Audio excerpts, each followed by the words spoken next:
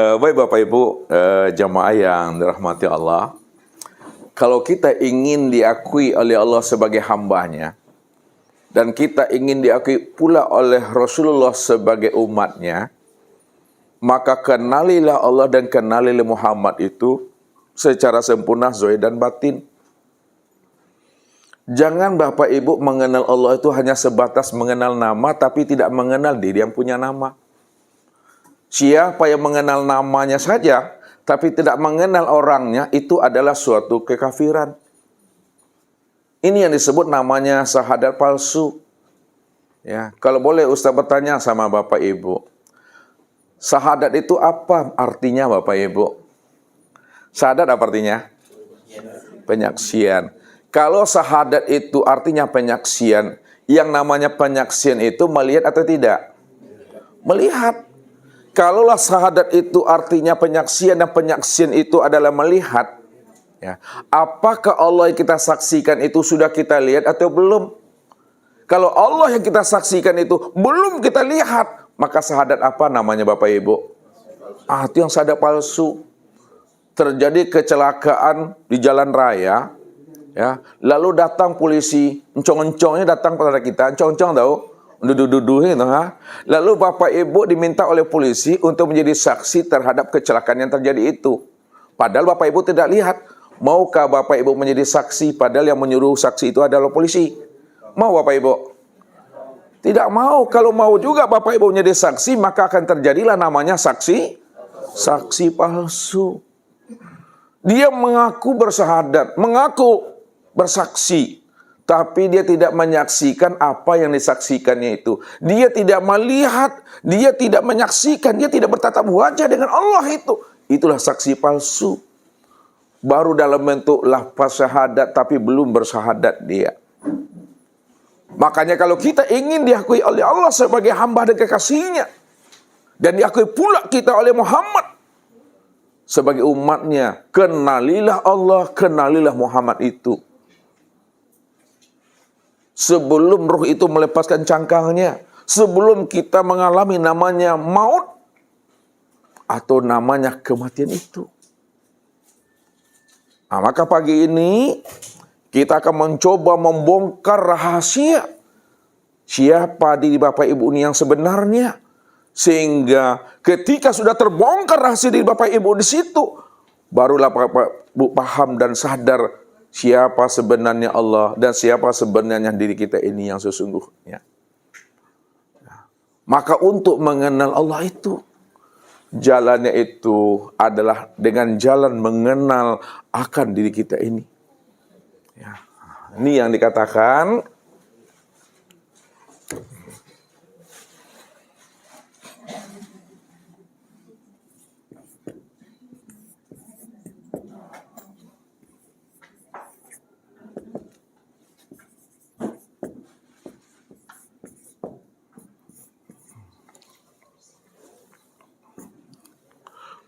man arafa nafsahu faqad arafa rabbahu. Barang siapa yang kenal dengan dirinya, pasti ya kenal Tuhannya. Makanya untuk mengenal Tuhan, kenal diri. Sebab siapa yang kenal dirinya, pasti dia kenal Tuhannya. Kenapa? Karena diri kita inilah rahasia daripada diri Allah itu.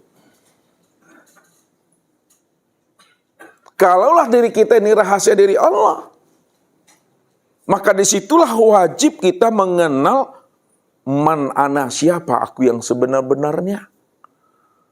Kita lihat, ya, siapa yang sebenar diri. Yang dikatakan sebenar diri Bapak Ibu, ya, itu yang dikatakan namanya dengan hayat.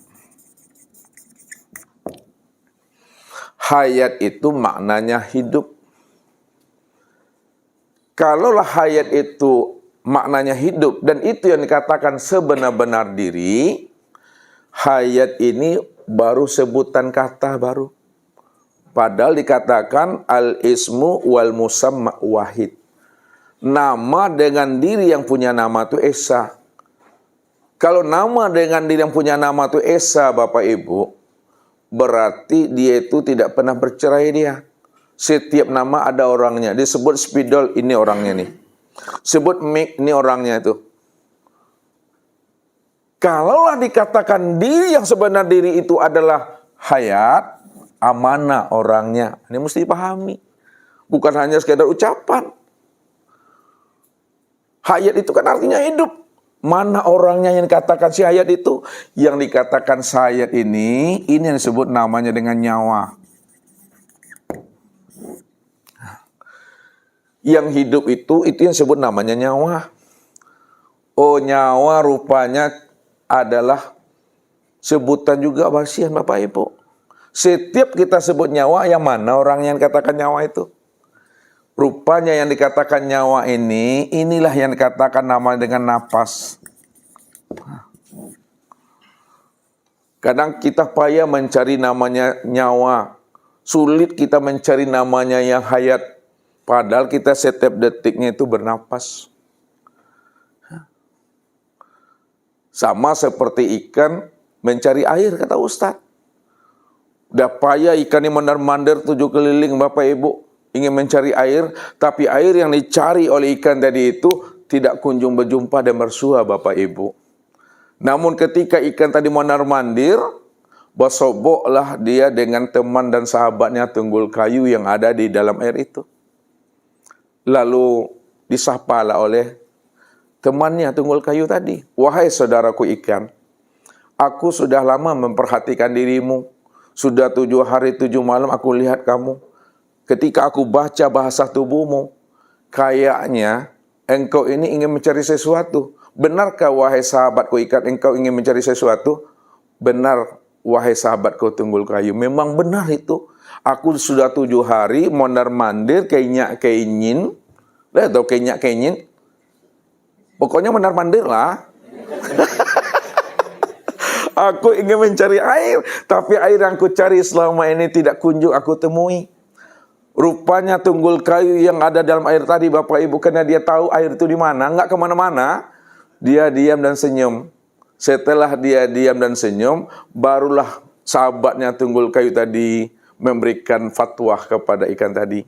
Wahai sahabatku ikan, kalau engkau ingin mencari air, tidak perlu kamu mondar-mandir keliling-keliling kenyak-kenying. Cukuplah kamu itu bertafakur ke dalam diri. Iqra ke dalam diri, beruzlah ke dalam diri, tilik senter ke dalam diri.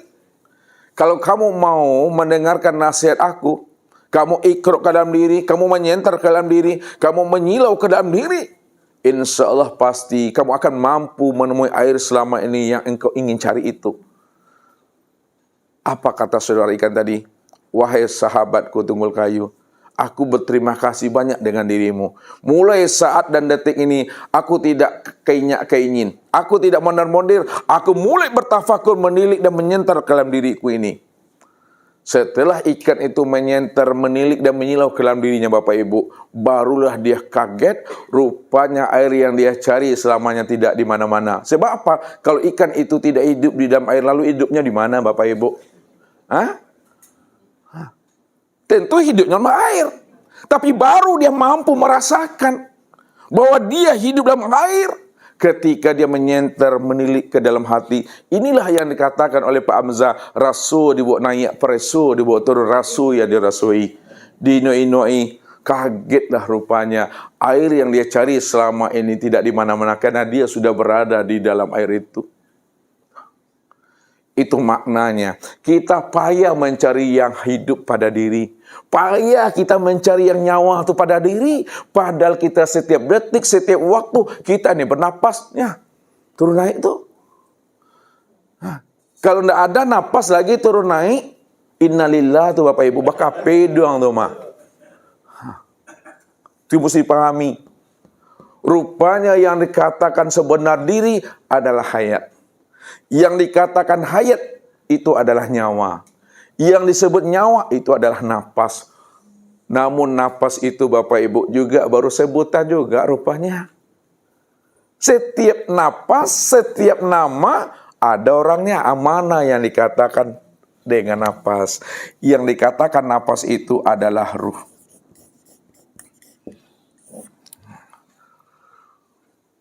Ruh itulah sebenarnya yang katakan nafas. Makanya Allah bertanya kepada Muhammad, wa yas'alunaka 'anir ruh qulir ruh min amri rabbi. Muhammad, mereka bertanya kepada dirimu, hai Muhammad, tentang ruh. Siapa ruh itu? Siapa hakikatnya? Mereka bertanya kepada engkau, hai Muhammad, tentang ruh. Katakan, hai Muhammad, bahwa ruh itu adalah urusan aku, kata Allah. Itu makna secara harfiahnya. Padahal ayat itu ada makna zahirnya, ada makna batinnya. Wa fi kulli ayatin zahrun wa batnun. Setiap ayat dari Al-Quran itu ada makna zahir, ada makna batin. Ada makna yang tersuratnya, ada pula makna yang tersiratnya. Yang tersirat itu letaknya di dalam yang tersurat. Hakikat itu ada di dalam syariat. Kalau kita ingin tahu hakikat, buka kulitnya. Tanggalkan syariat itu, pasti nampak isinya, nampak hakikat di situ. Kalau kita ingin tahu makna yang tersiratnya, tanggalkan makna yang tersuratnya, maka nampaklah makna yang tersirat. Lalu apa makna yang tersirat dari bahasa ruh ini? Wa yas'alunaka 'anir ruh qulir ruh min amri rabbi.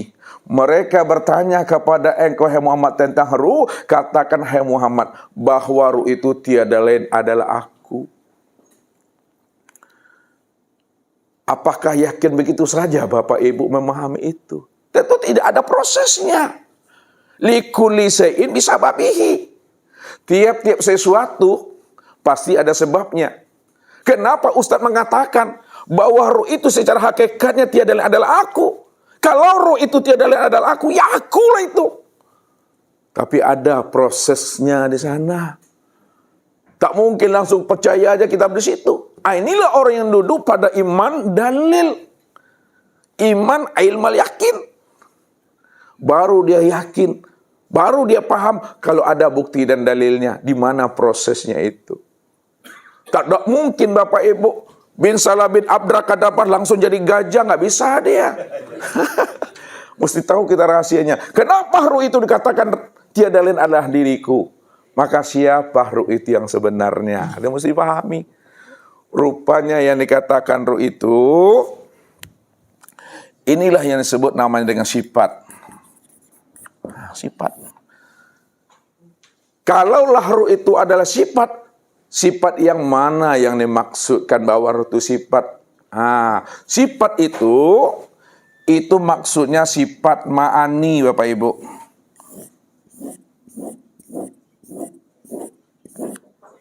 Sifat ma'ani yaitu sama, basar, kalam, ilmu, qudrat, iradat, hayat. Nah, itu dia. Ya. Ruh itu tiada lain adalah sifat. Sama itu artinya yang mendengar. Nah, ini ya. Kalau arti terjemah sama itu mendengar. Tapi makna yang mendengar. Nah, gitu cara mengartikan Bapak Ibu. Yang mendengar. Basar melihat, maknanya yang melihat. Nah, gitu cara ambil pahamnya. Kalam yang berkata.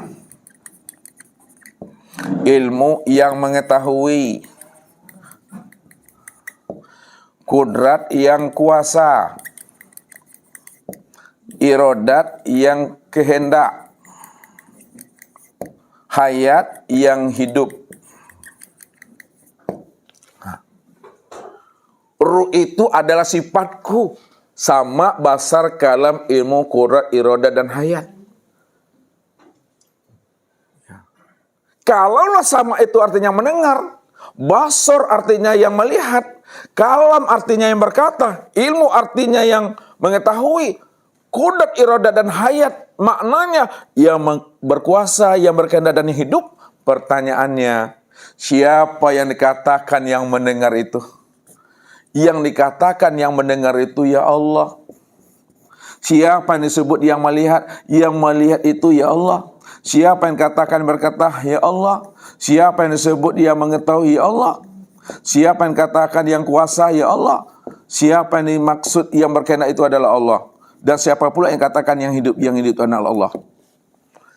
Kalaulah yang sama basar kalam, ilmu, qudrat, iradat dan hayat itu adalah Allah, maka disitulah dikatakan oleh Allah, siapa sifat itu? Sifat itu tiada lain adalah zat. Siapa zat itu? Zat itu ya aku. Siapa aku? Aku inilah yang bernama Allah. Disitulah rahasianya. Wa sifati la ghairi. Sifatku itu tiada lain adalah diri aku tuh. Disitulah Allah mengatakan innani anallah la ilaha illa ana. Sesungguhnya aku inilah Tuhan yang bernama Allah. Tidak ada yang wujud, tidak ada yang sama basar kalam ilmu qudrat iradat dan hayat, melainkan yang sama basar kalam ilmu qudrat iradat dan hayat serta yang wujud itu hanya aku semata-mata. Rupanya Allah itulah nama daripada zat itu Bapak Ibu. Fazalikumullahu rabbukumul haq. Fazalikumullahu rabbukumul haq.